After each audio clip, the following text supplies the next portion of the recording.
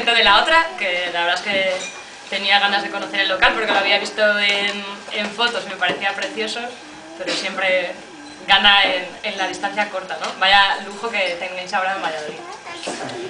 Así que a disfrutarlo. Este es mi sobrino Telmo, ha dicho que no quiere escuchar hablar a su tía, se lo he perdonado, pero se cansará en un rato supongo, así que luego podéis salir por aquí. Bueno, siempre tengo la duda de presentar un poco el proyecto o no, porque hay gente que lo conoce y otra gente que menos, pero la verdad he contado bastante. Sí que me apetece resaltar que, como sabéis muchas, precisamente La Madeja nace de un miedo, del miedo a escribir. Teniendo la herramienta de una editorial en Cambalache, las otras líneas de trabajo que comentaba Laura la habían utilizado y habían editado libros, y sin embargo en la línea de feminismo, a pesar de llevar años trabajando en torno al tema de los amores, nunca nos atrevimos a escribir un libro. Que ahora me hace mucha gracia porque lo hubiéramos petado el año 2007, Amores, cuando ese fue el número que nos dio a conocer, ¿no? Pues ese miedo no fructificó en un libro, pero sí en una revista, que también me hace gracia porque no nos atrevimos a hacer un libro y hicimos algo mucho más difícil, porque la revista no la haces una vez, la haces una y otra, ¿no? Pero a veces los miedos sirven para, como palanca, moverse del lugar y ir hacia otro sitio, ¿no? Luego también, como una característica importante de La Madeja es relacionada con ese miedo, es que lo que tratamos de hacer es encontrar nuestra voz y entonces darnos la autoridad, el permiso para escribir, y cómo nos hemos ido dando cuenta a lo largo de los años, no desde el principio, que quizás tenía que ver con el miedo, que en los movimientos sociales se privilegia el ensayo y que esa a lo mejor no es nuestra voz, entonces que había que investigar y romper fronteras hacia lo literario, y en ese sentido leí hace poquito a Carmen G. de la Cueva, de la tribu de Frida, o ahora la tribu solo, que hablaba de cómo las mujeres utilizábamos muchas veces la voz en primera persona, a veces como recurso literario, no estás hablando de ti misma, y que incluso las pocas mujeres que han llegado a la alta cumbre de la literatura, eso como que se les echa en cara, ¿no? Como que fuera algo menor. Sin embargo, algo que hemos aprendido también en este tiempo, en este recorrido, es que esa voz nos toca y nos llega, así que si la utilizamos es por algo, ¿no? Entonces también me gustaba como para reivindicarlo, ¿no? Y luego, pues como sabéis, la revista es autogestionada no solo en lo económico, sino también en el proceso, ¿no? Que intentamos, y la gente que se va uniendo, aprender desde a escribir acompañándonos, ¿no? A veces también ayudando, porque la gente que escribe por primera vez, aquí siempre hay gente que es escritora incluso, ¿no? Pero luego siempre hay gente que es por primera vez, se atreve a escribir, y es una de las cosas que queremos mantener, porque eso si no, nunca no lo pone en el editorial, así que si no lo cuento no se sabe, que siempre vamos a buscar a gente que puede escribir muy bien sobre algo, pero también no a la persona que mejor lo va a hacer, sino a alguien que se atreva a hacerlo por primera vez, como lo pudimos hacer nosotras, ¿no? Que sea ese espacio.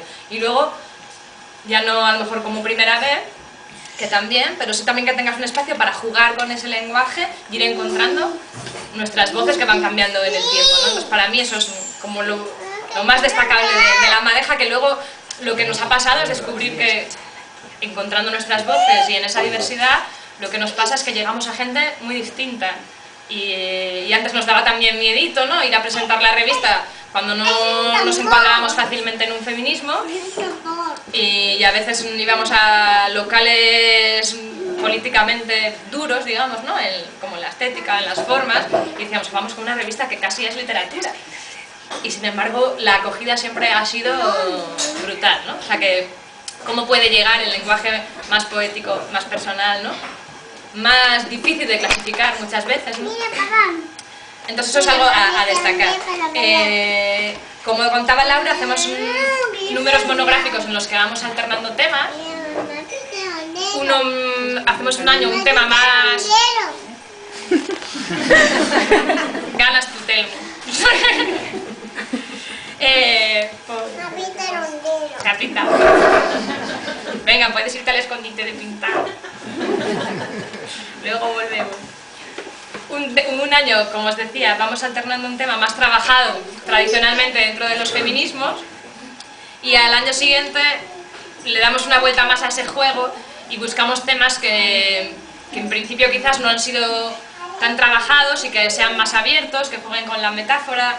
Eso lo empezamos lo hablaba antes con Cruz, que participó en el número de paisajes, que yo siempre cuento que es mi número favorito, solo que quizás es el nombre más raro, ¿no? Entonces, ¿qué es eso de paisajes desde una perspectiva feminista? Pero quizás también es el más abierto de todos, ¿no? Sigue siendo eso, mi número favorito. Entonces hicimos cuerpos, paisajes, amores, transgresiones, cuidados y ahora miedos. Los números que se han movido tradicionalmente más, aunque miedos está llamando mucho la atención, han sido los tradicionales, que yo lo pensaba estos días, que andaba por Zaragoza, Huesca, y digo, si es que parecemos mujer hoy, ¿vale? O sea, amores, los cuidados y el rollo familiar, y el de cuerpos con belleza y tal. Entonces, nos siguen interesando esos temas. Me hubiera gustado que lo hubiera petado el número de transgresiones, pero no. Y dices, fijaros que seguimos dándole vueltas y vueltas, pero vale, es así, pues tenemos que asumirlo, evidentemente intentamos hacerlo desde otras perspectivas, ¿no? Pero dices, no nos diferenciamos tanto de las revistas que se han considerado femeninas, ¿no? Vale, eso, nos reímos, pero también sería como, transgresiones, ¿cómo con ese nombre no nos llama la atención? Vale, los miedos surgió pues de una presentación como esta, que lanzamos la pregunta de, oye, ¿nos toca buscar tema? Va, porque estamos todavía ahí este año, vamos con retraso.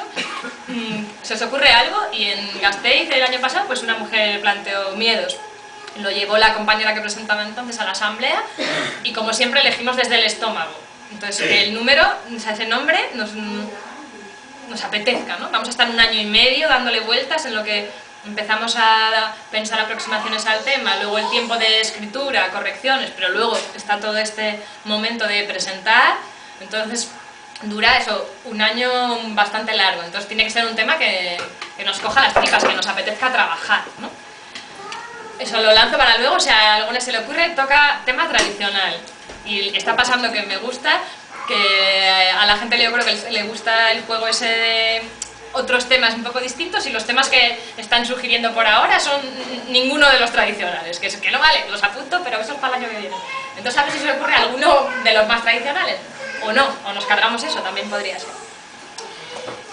Cuando elegimos entonces lo de miedos no sabíamos dónde nos estábamos metiendo, porque si en aquel número de amores teníamos muy claro que nos iba a tocar y nos iba a agarrar por dentro, luego el de transgresiones nos sorprendió también, el de cuidados también, y con el de miedos ha habido un momento que, ¿pero por qué hemos cogido este tema?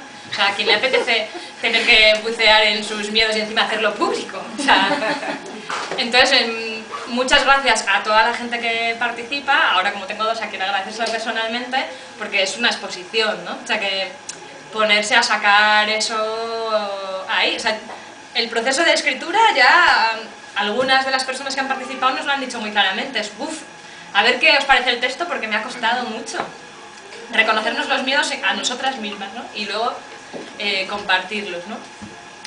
Muchas gracias, sí que podría empezar diciendo, cuidado que luego os voy a preguntar, ¿y cuáles son vuestros miedos? Pero no, no, seré buena.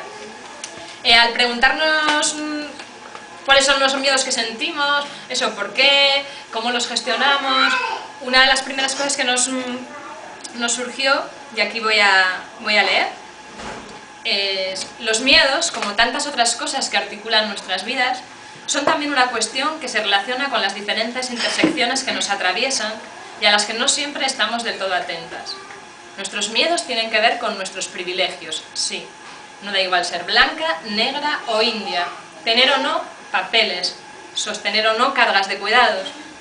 La manera de acercarte al mundo y a sus fantasmas depende mucho de si a tu cuerpo lo llaman niña o niño. No es lo mismo tener miedo a los monstruos de los cuentos que a monstruos de carne y hueso.